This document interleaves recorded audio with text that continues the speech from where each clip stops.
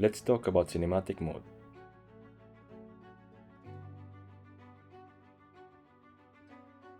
This feature creates a blurry or foggy background, helping your viewer focus more on the subject you choose, like a person's face. It works both front camera and the main camera, giving you creative control no matter how you shoot.